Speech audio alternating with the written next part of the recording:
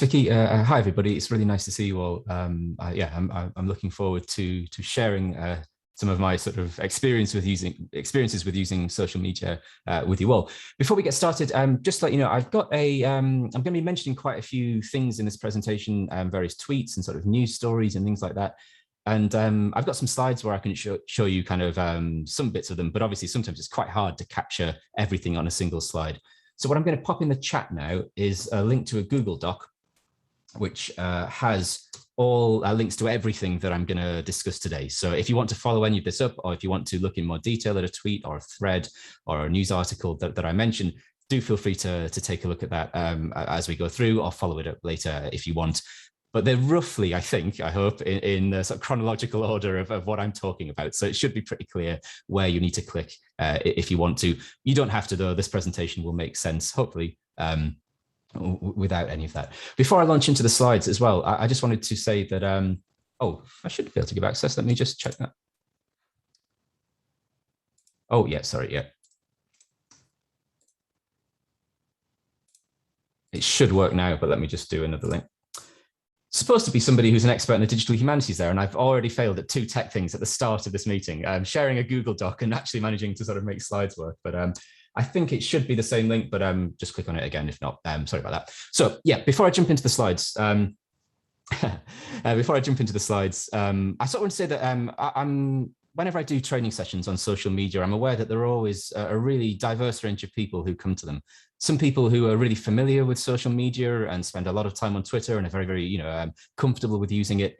Sometimes people who are just starting to dip their toe into sharing their research for the first time, maybe PhD students. And some people maybe who have been encouraged to start thinking about social media, but haven't done it yet.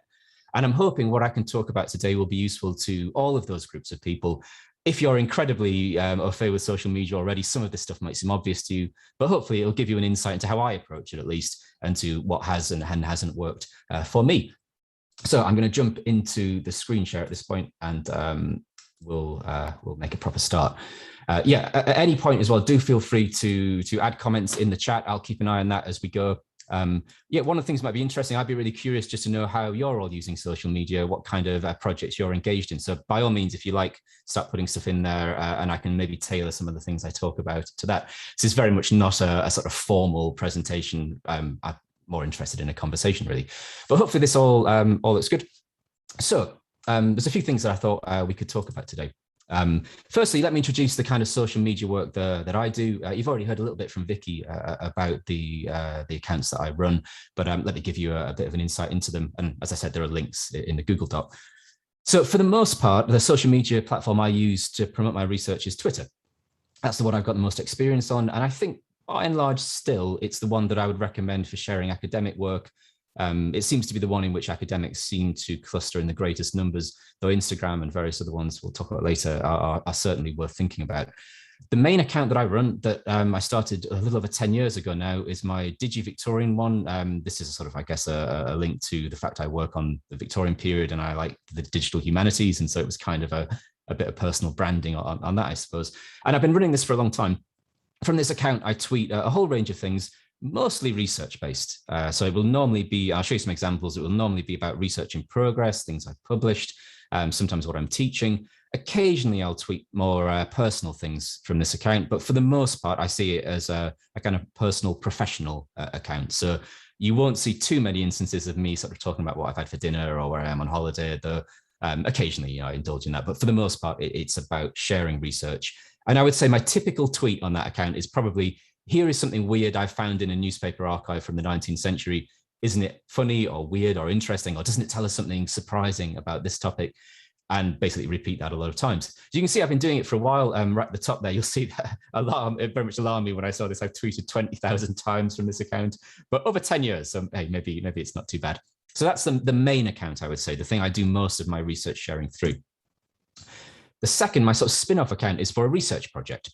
So if my first one is more my kind of general all-purpose account that I use for everything, at Victorian Humour, which exists on Twitter and on Facebook, is part of a project that I'm currently working on, exploring the history of comedy in the 19th century in association with the British Library and a few other colleagues in both the humanities and computer science. The long-term aim of this project is to create a digital archive of 90, of jokes from periods starting the 19th century. But in order to build up kind of evidence of an appetite for that and to start building an audience, I started with the British Library a few years ago, just tweeting almost every day a Victorian joke from their newspaper collections. And so a typical tweet from this collection will look like this. It's pretty straightforward. It will just be the attribution for where I found the joke and a clipping of the joke itself. I'm showing you one that went well here. A lot of these absolutely bomb and get absolutely no kind of retweets or likes or anything. That's kind of part of the fun of the project, right? I wanted to see what jokes from the 19th century might go viral in the 21st century, which ones would we abandon? So it is a kind of research project in itself to try and get a sense of how people respond to these historical gags. Initially, we were trying to do something quite creative and ambitious with this, where we were trying to sort of auto-generate comic strips by sort of taking the OCR text of a joke and then sort of trying to detect particular themes or characters and then transform it into a cartoon. All because at the time we didn't have copyright permission to share scans from digital archives. But it turns out that was largely kind of over-engineering a problem, and that for the most part, people just seemed to like the clipping from the archive. Those ones did better. So I haven't been posting from that for a few weeks because I've been really busy, but for the most part, that runs one a day around about lunchtime automatically. I've got the whole thing sort of set up to, I pre-program it, every 3 months or so with about, 90 jokes, and then off they go. So that's a kind of research project account. And the third one that I'm involved with, but I'm not the kind of main tweeter from, is the account that belongs to our research center at Edgehill, EHU19, which is a research center in 19th century studies. And I run that with two other colleagues. And I wanted to highlight all three of these because I think they all represent different ways that you might approach sharing your research on social media. Whether they are identified with you as a person and therefore have all the flexibility of, hey, whatever you're currently doing, or whether they're much more tailored to be a particular project where you're going to be consistently giving content to people on a particular topic, like Victorian comedy, or whether you're going to be tweeting perhaps on behalf of an organization, which raises its own kind of issues of organizational voice and how to approach that kind of thing. So that's what I do. That's I guess my credentials and my background for talking to you about this today. I've done reasonably all right on social media. And as I'll say today, I think it's been really instrumental in building my career in all sorts of ways. I found it enormously beneficial. But I do want to stress as well, there are people out there who've done far better than me with it, got far more followers, got far more traction from it. So I'm by no means this kind of all-knowing social media guru, but hopefully I've learned a little bit about how to make use of it effectively. So this is the kind of stuff I thought we'd talk about in the sort of 45-minute bit that I've got. I thought first it might be worth reflecting on why you should do this in the first place. Why would we put the time, the effort, and the energy into all of this? I'll talk a little bit about some effective posting techniques, things that I think work really well, largely for Twitter, but I think you can apply these more generally. And I think at the end, it is worth reflecting that as much as I love social media and as positive an experience it is for me 99% of the time, for some people particularly, it can be a much more toxic and unpleasant place. And there are certain things to consider, I suppose, before you throw yourself into it as to whether it's right for you. So I think, let's start with this question. Why should you share your research on social media?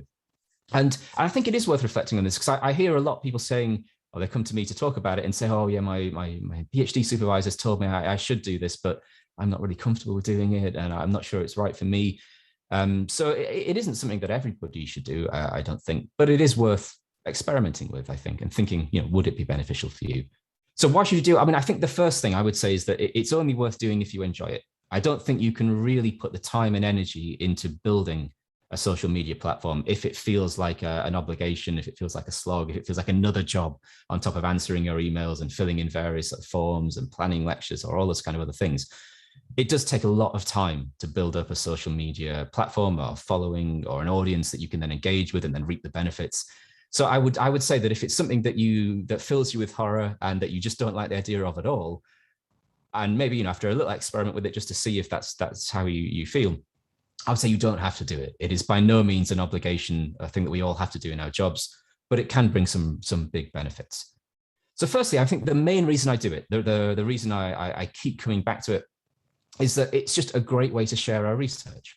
And I think all of us, I'm sure, having gone into academia in its various forms, are in this profession largely because we like talking about our research. We think it's interesting or important or surprising, and we love talking to people about it. And that in academia, at least, I think certainly for my context, the opportunities to do that are sometimes a little bit limited. We can go to conferences, we can publish our research in academic publications, might occasionally meet our colleagues in the middle of a busy teaching week to talk. But actually, there's a lot of time when I'm maybe sat in an archive, or I'm sat on my computer in a digital archive, and I find something that surprises me, or I find weird or interesting. And I think, I really want to share this with somebody. Almost as if, I had a friend sat next to me that I could say, hey, have you seen this weird thing I've discovered in this Victorian newspaper? And so what I've started to use Twitter for really is that outlet. I don't wait until I've published an article to talk about my work. In many cases, I tweet about things that I'll never publish on, but that I accidentally happen across, or that I found interesting or curious. They might not make a 7,000-word article or a conference paper, but they might make a couple of tweets that are interesting. And so for me, it's just a really pleasurable way of sharing what I do as I do it. And I suppose making connections with people through doing that, it is a very enjoyable thing. And I think crucially for me as well, it's not just about putting things out there and them being done. I've found that tweeting or sharing my work on social media as I do it, as it develops, is a really great way to also develop my ideas and to sort of lead them in directions that perhaps I wouldn't have done otherwise. In the same way that we might give a working paper to a seminar at our university, or we might chat with our current research with friends over coffee, I found that doing this on social media and doing it very openly, not sort of worrying about sharing stuff when I'm still not sure, it's been really, really beneficial for me in terms of organizing my thoughts and turning them into something. So I'll give you an example of when this happened recently. A while back, I'm researching the history of comedy, and I came across a joke book. It was a reprint of an 18th century joke book, a really famous one called Joe Miller's Jests. And I was looking at the 19th century one. And then I noticed in the 19th century reprint that they had omitted some of the jokes from the 18th century one. And in particular, the ones they clipped out were the slightly ruder ones, the ones about sex and bodily functions and all those kind of things. And I knew I'd write about this eventually, but it would probably be in a book that I'm working on that'll be, years before that's done. And so I thought, okay, this is kind of a curious little tidbit, an interesting little bit of research. I'll make a Twitter thread about it where I show the kind of jokes that were, too rude or too hot for the Victorians. So I thought, okay, that's a kind of fun way of doing this. And I kind of made a Twitter, a thread. I'll talk about threads in a bit, but threads, if you're not familiar, are where you sort of have a series of tweets that are linked together in a chain, and they allow you to explore a topic that's much bigger than you could fit into the character limit of a single tweet. And they allow you to sort of do quite interesting storytelling things as well, where you can kind of lead people in interesting directions. And they're really great. I highly recommend them actually for sharing academic research. We always want more words, don't we, than are available in a tweet. So this is just at the top of the tweet. You'll see a link to the full thread in the document I shared. And it sort of starts with this kind of header that sets up what it's going to be about and tells people it's going to be a thread. And then I kind of just set out, okay, what were the main themes of the jokes that got cut? And I thought, okay, that's going to be it. I'll put it out there. It did all right on Twitter. I mean, it got a decent number of retweets and likes. By no means huge. It didn't go viral or anything. But, I thought, okay, nice. I enjoyed doing that. It's clarified my thoughts a bit. But then I kept thinking about it, having done it on Twitter. And I pitched it as an article for History Today magazine. And they picked it up. And I was able to show them the Twitter thread and say, okay, I'm thinking I'm going to adapt it from this. It's going to be something based on these things. And then this came out in January earlier in the year. And now the same kind of ideas are part of a funding bid I'm putting together. And I don't think I would have made all those connections had I not sort of had that immediate outlet. It would have been a thing I'd glossed over, a thing that I'd maybe sort of written some notes about, put to one side. And so for me, this was a great way of kind of testing something quickly and early, not waiting for that conference 6 months down the line, but floating the idea now and start getting the cogs going. So I think they're great ways to develop new ideas and just kind of develop your thinking. Of course, I guess the one that we would all think about why we might do this is the ability to reach new audiences, to share our work with people who wouldn't otherwise have seen it. And that's the real power, of course, of social media. So in preparation for this, I went and had a look at the things I published in academic journal articles to see how many people had viewed them. And this is by far and away my most cited article. I don't think it's like one of my best ones, but because it used the phrase digital turn in the title quite early, a lot of people cite it to sort of say, there has been a digital turn in humanities scholarship. And that's kind of why it's got some traction. But even this, my most viewed article has been viewed 6,000 times, which I was pretty pleased with. I think that's not too bad. But a more typical article like this one, a more research-based one, might be viewed 400 times. And I don't know, I mean, maybe your numbers are different. Maybe you're getting way more views in your articles than I am. But I think these are relatively modest numbers in terms of the potential audience that we could reach with our research, of course, the amount of people out there who might be interested in it. I recently, as part of those of you who work in UK academia will be aware that as part of the research excellence framework, this thing happens 7 years where academics have to prove the quality of their research. We have to also demonstrate the impact of our work and the kind of change and effect it's had on wider society. And I was sort of developing a provisional impact case study based on my social media work. And as part of that, I had to sort of painstakingly crunch all the numbers and the analytics for all my accounts to see how many people they've reached and what kind of audience I was getting to through these. I'm not somebody who's generally sort of obsessed over follower count. I think there's kind of nothing more embarrassing than saying, these are how many followers I've got on Twitter and things, but I'm about to do it in the context of this presentation because I think it's useful to see. These are the 3 main accounts that I run. And this was as of December 2020, so the numbers have kicked on a little bit since then. But on DigiVictorian, this was during that 7-year ref cycle. In theory, at least, things I've tweeted there have been viewed 44 million times. Now, a view here, it could just mean somebody scrolling straight past it and having no interest at all. So I think we take that with a pinch of salt. But you can see in terms of people directly engaging with it, a like is like somebody saying, I've seen this and I enjoyed it. A share is like somebody saying, I've seen this and I want to show it to my friends. And then comments, of course, are direct engagement. The scale of this is so much larger than the sharing of my academic research. And, it's not just about the numbers, it's not about how many people we reach, it's about the effect it has and what we get from those engagements. But clearly this is allowing me to reach people that I would not have reached otherwise. And even on a smaller account, even if you're just starting out on Twitter, very quickly, with maybe just a few hundred or 1,000 followers after a year or so, as I was at that point, you will still be reaching people who would not ordinarily see your academic work. And as part of that impact case study, I had to sort of graph where all these people were from. And I was so delighted to see the international range of people who were following this account. Again, this is based on what they say to Twitter their location is, so we take that with a pinch of salt too. But yeah, an incredibly broad range of people from countries that I would never have expected were following me on DigiVictorian. And there were interesting things. I'm going to switch to the Victorian humour one now, and you'll see some of the differences. So for instance, actually the DigiVictorian account gets relatively little traction in Africa, for instance. But Victorian humour actually has real pockets of followers, smallish ones, but pockets in Africa too. And so for me, making an impact case study saying, what is my reach here? I'm able to quantify it. I'm able to map it. I'm able to say with a reasonable degree of accuracy, though, not a perfect one, that my research, because this is all research-based stuff, is reaching these audiences. And for me, outside of the context of an impact case study, this was just phenomenally exciting and pleasurable and rewarding to be able to have these conversations with folks. In terms of who these people are, of course, that's the other challenge. As part of that impact case study, I also commissioned, I ran a survey inviting everybody who followed me to reflect on who they were and maybe what they'd learned. And of course, only a tiny fraction of people filled it in. I think we had about 400, which I was delighted with. And it was so interesting to see who they were.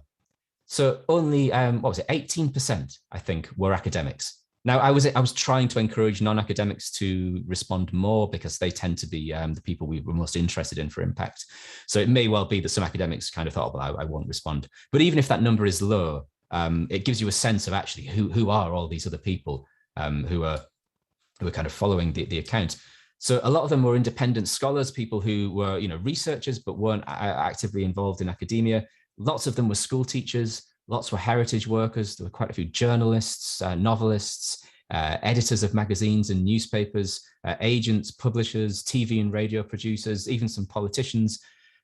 And none of these people, if we're honest, very few of them are going to read our academic work. Even if we produce something really important, really readable, really significant, and even if it's open access, getting people to actually read our books, read our articles is really difficult. And obviously paywalls make that extremely difficult. And so for me, this was just a great way to reach people who I wanted to work with. I'm very much see myself as a public historian. I love doing work with the media, with organizations outside of academia. And tweeting about my work regularly for a decade has just done an enormous amount for building these connections and encouraging people to approach me, which has been very beneficial. So let me give you an example of how this worked out in one of the weirdest episodes to happen to me on Twitter that happened a few years ago now. So this was just a kind of very much a throwaway tweet where I'd watched a trailer for a movie called The Man Who Invented Christmas. And in the trailer, there was this still of Dan Stevens, the actor playing Charles Dickens, holding up a newspaper. with Charles Dickens in bold headlines. And for anybody who knows the history or knows the history of journalism will know that actually newspapers in the 19th century almost invariably did not have headlines. In fact, most didn't even have news on their front page.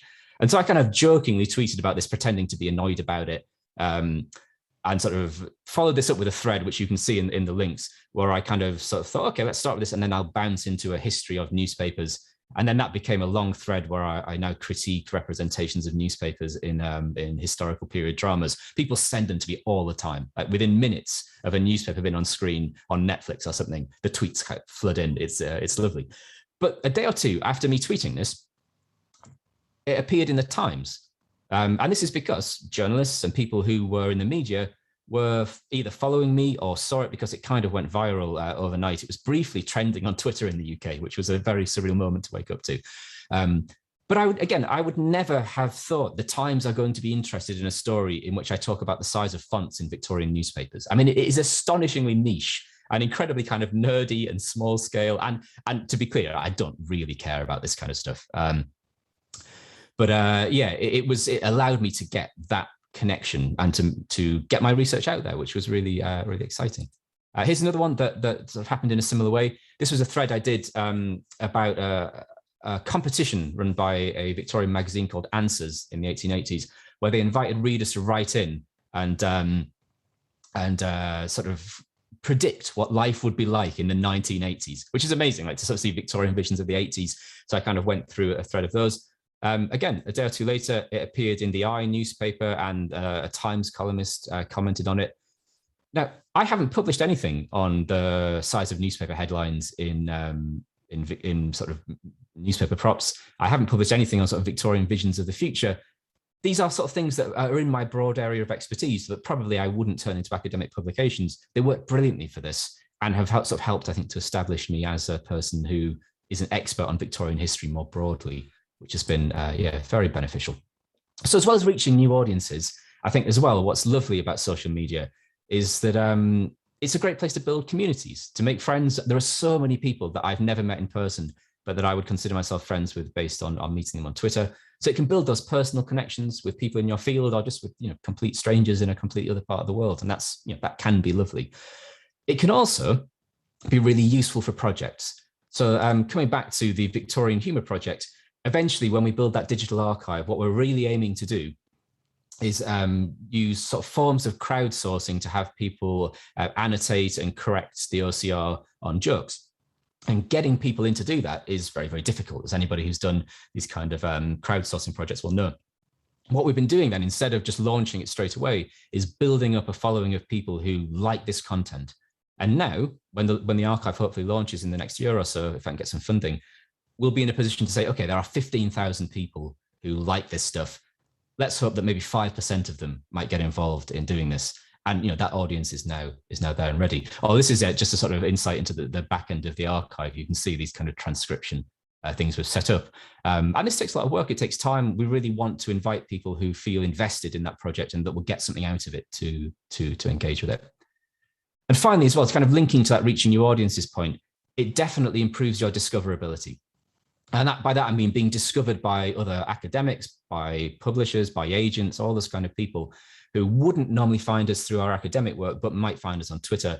The most recent example of this is that I've never published on the topic of Victorian Christmas, but I had published this Twitter thread on parlor games, and which are kind of linked to things played at Christmas.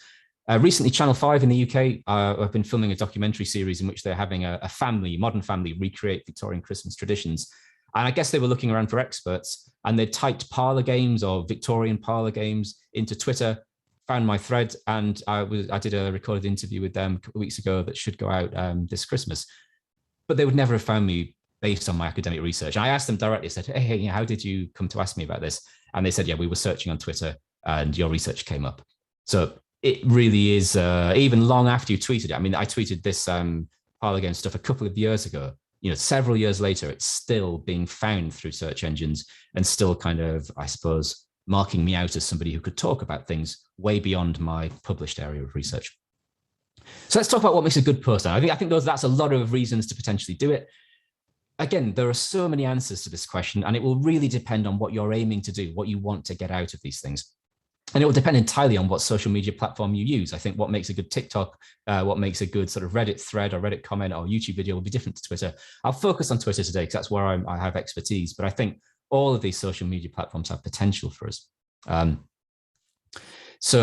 makes a good post? I think, like, if I was to kind of list a few things that I think are the most important, obviously you're wanting to post something that's interesting. But as you've seen from me moaning about fonts on Victorian newspapers, I think there are ways to make anything interesting. There is no such thing as unshareable research or research that people won't be interested in. It just has to be presented in the right way.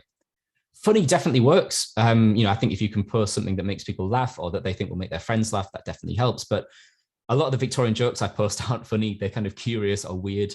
And so you definitely don't have to be a comedian to succeed on Twitter at all.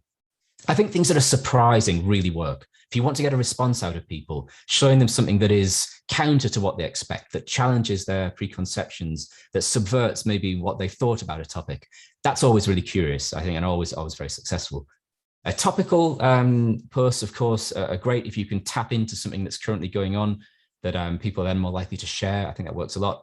My plan for the Victorian Humour account was to build a bot that would look for trending topics on Twitter and then find Victorian jokes that match up with them and then automatically try and tweet topical satire. And then I realized, of course, it would also then start tweeting probably deeply offensive material about sensitive topics. And I thought, whoa, maybe not. I need like some human intervention here, and decided not to. Accessibility, I think, is incredibly important, particularly when we're talking about our research. If you want it to reach a wider audience, if you just want to speak to people in your field, you can use technical terminology, you can talk about things that they would already know.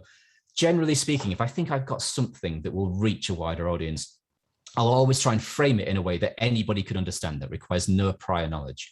So rather than say, I don't know, just refer to a Victorian journalist and just call him W.T. Stead said this, I will say, the sensationalist Victorian journalist W.T. Stead. Or I'll say, Answers, a cheap Victorian magazine. You're always giving people those little hooks to make sure that you're not assuming prior knowledge and that they can just make sense of it.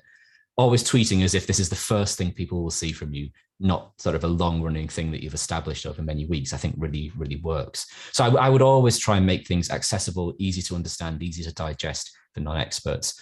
Things that are useful, I think, are always worth tweeting as well. I've recently been tweeting lots of tutorials on how to do basic digital research in archives that have been popular with academics, not so much with the wider audience there, because they're largely for subscription resources. But again, things people will share something. If they said, oh, I found this useful, you might too. Things that invite a response are also really good. I mean, one of the sort of most common things that happen when people retweet things I post is that people will say, oh, this is just like me, or this weird Victorian photograph reminds me of somebody. Things that kind of invite that engagement are more likely to get shared, assuming that sharing is what you want. And ultimately, yeah, if you're trying to build an audience, the key thing that you're always trying to figure out is what I'm tweeting shareable? Will people want to share it? Will it make sense? Because sharing is like, I always feel nervous when I'm saying to a friend, oh, I think you'll really like this TV show. Or here's a thing that I really like, I recommend it. And Twitter is kind of a lower stakes version of that. But when somebody retweets something, they're still kind of either endorsing it or saying, I think my own followers will find this interesting. So it's always worth reflecting. Why would somebody share this? Does it make sense? Is it too specialist? Is it interesting? Will it make sense out of context, out of the context of my feed? And if you can tick all those things, and this sort of becomes instinctive, right, the more you do it, but if you can tick all those things, it will definitely work. And then ultimately it comes down to luck. I've posted loads of things I thought were great that got nothing. My most popular Twitter thread is something that I thought would get no response at all. So you never know, right? Let me show you some examples then of things I've tweeted that we can maybe look at why they might have done well, why they might have got a response. This is the first tweet that I ever posted that went viral. And as you can see, it's an illustration from a Victorian newspaper. And all I did at this point was use the caption and a sort of telling quote from the accompanying article. And this did phenomenally well. As you can see, it was shared like over 1,000 times. And that was a lot back in 2014. And I think this did well. I think partly because it's funny, it's a kind of comic image. I think partly because the idea is surprising. The idea of a Victorian cyclist punching a man feels kind of at odds with stereotypical views of the 19th century. I think that phrase used her fists in a scientific fashion and rode off towards Tilsley is kind of comic as well. But I think a lot of people also engaged with this because it reflected their own experiences of being catcalled in the streets, and maybe reflected their sort of fantasy of what they wish they could do when they were faced with those circumstances. It was also retweeted a lot by the BDSM community on Twitter, which was an interesting surprise and made for some eye-opening notifications for a little while. So you never quite know who's going to engage with your research. But I found that as a topic, Victorian women kind of responding to male harassers, is a very popular theme, and a lot of stuff I've shared on that seems to have gone down very well indeed. So yeah, I guess you come to know your audience. This is the one that's done best for me, the Twitter thread that's got the most traction. And as I said, I didn't think it would get that much response, and you can tell that because the photos I took of these newspaper clippings are terrible. You can see my shadow right over them. If I'd known this was going to be like shared 10,000 times and featured in newspaper articles and all that kind of stuff, and stolen by other people and passed off as their own research as well sometimes, I would have taken better photos. But this is one, these were clippings from a Victorian newspaper where women were invited to send in a response to the question, why I am a spinster, in other words, why am I unmarried? And instead of responding in a kind of the way we might expect, they're full of wit and humor and life. And people really love them, I think, to see Victorian women responding in this kind of way. And again, a lot of people responded saying, oh, I'm like this person, or I'm like that person. And very indeed. It ended up being covered in all sorts of places, including Stylist magazine, places I would never have thought of pitching my research. And it was lovely to see it get that kind of response from people who never would have engaged with my academic work. Oh, here's an example of the kind of the Twitter threads tutorials I did, of kind of hopefully useful content that people can use. Again, you can see they haven't been shared anything like as much, but they're useful. And in fact, that one on the left where I was talking about term frequency in Gale's archives was seen by the engineers at that company.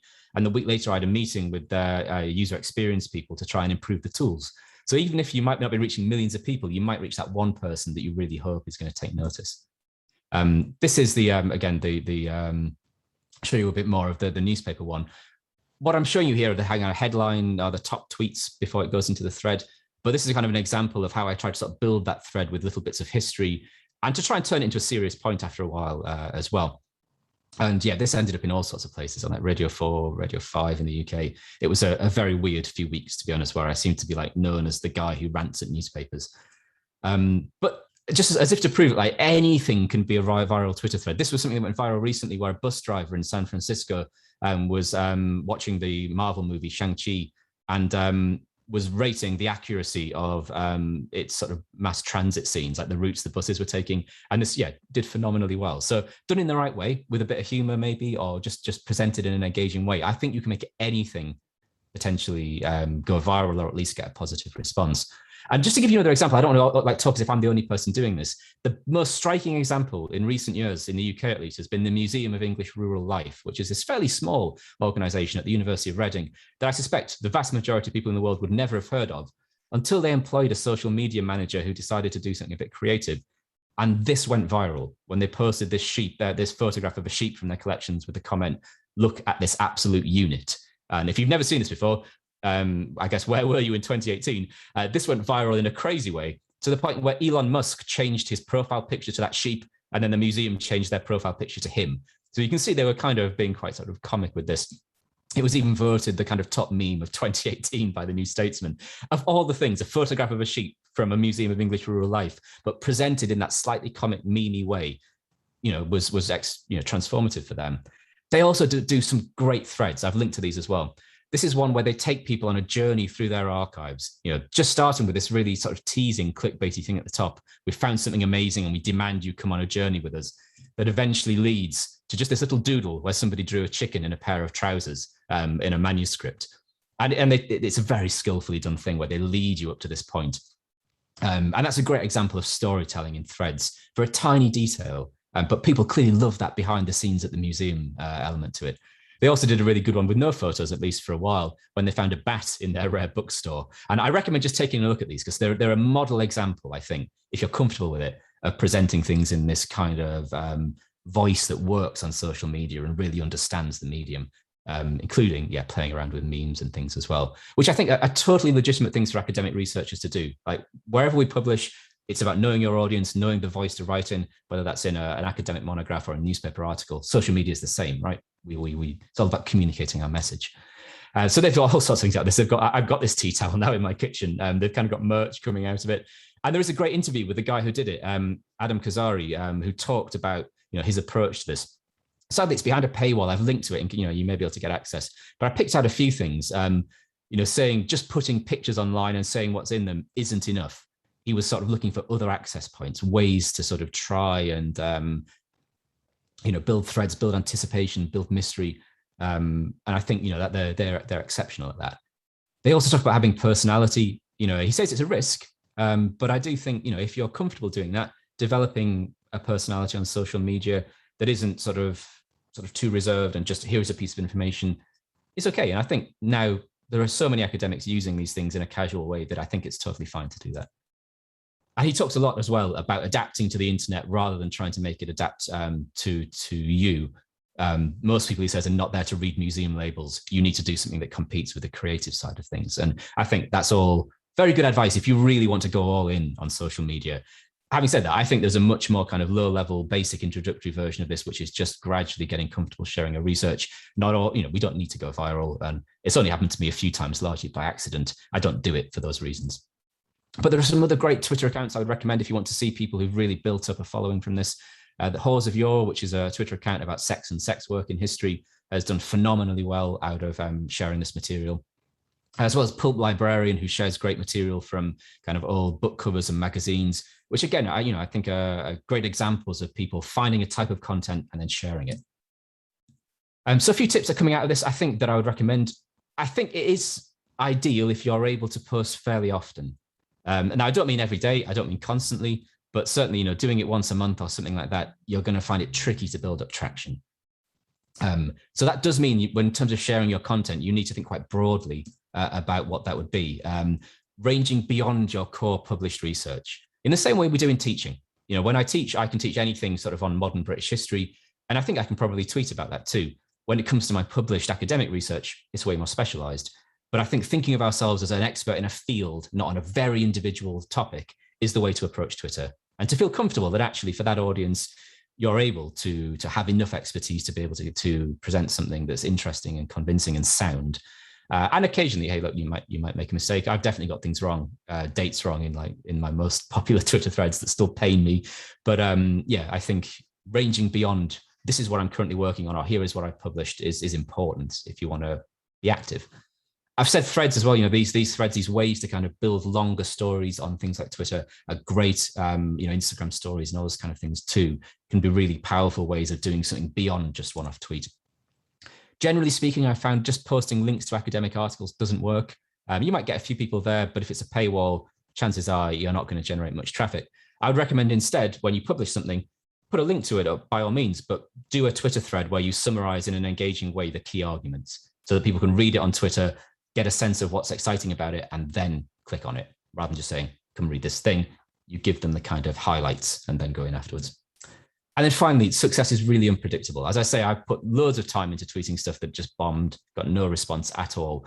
And you've just got to kind of weather the punches on that, like so many other aspects of academia. I just accept that, hey, sometimes it just doesn't kick off. You don't get lucky. You don't get retweeted by that big account who just happened to be looking at their feed at the right time. This is just the way it kind of pans out. Finally, then, let's just think before I finish off about some pitfalls and problems, because I've talked very positively here about social media. It's given me opportunities that I never would have got from my academic research. It's built up my academic profile. It's allowed me to work with the media, to find partners in heritage and museums, to be contacted by literary agents, producers, all that kind of stuff. It's been phenomenally beneficial. I've made friends. It's been great. But let's be honest, we all know that social media can also be a really difficult place to be. And the difficulties often fall on certain communities more than on others. I'm aware I tweet from a very privileged position. So certainly, clearly, it's a time investment, right? I've tweeted 20,000 times. That's a lot of time I could have spent writing an academic book or article or getting in another funding bid. It's worth thinking that trade-off. Is it worth investing years, over the course of many years, those little snippets of time that you need in order to gradually get what you want out of this?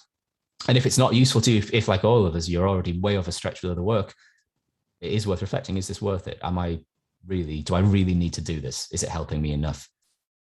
I think as well, as we know, social media can be quite a toxic place. I've got to say that my experience has been overwhelmingly positive. But then again, I'm a white middle-class man in Britain who isn't the same target. And I know I have female colleagues and friends on Twitter who tweet the exact same stuff as me, but get all sorts of harassment and unpleasant kind of responses purely because they're women, or because of their race or sexuality or all sorts of things. So it can be a difficult place. I've only had a few instances. One where I tweeted a joke that I thought was fine, but somebody found really deeply offensive and got really upset with me. And I tried to engage in a kind of good faith debate here to say this was my intention, and this is why I thought this was okay, but we'll reflect on this. And they were just having none of it. It was a very hostile response. But by and large, people have been very nice. But it is something to be mindful of, and it can, of course, be emotionally troubling when somebody misinterprets your intentions or takes something in a way that you didn't mean. That can hurt. Or sometimes when people, for no reason at all, just start contacting you and sending you things that you don't want. So I'm aware that it can be a difficult place. One of the things that's really tricky is the way that things get decontextualized when people share your stuff or quote it in a newspaper article, in many cases without you having any control over that. In fact, that's another point here, like loss of control.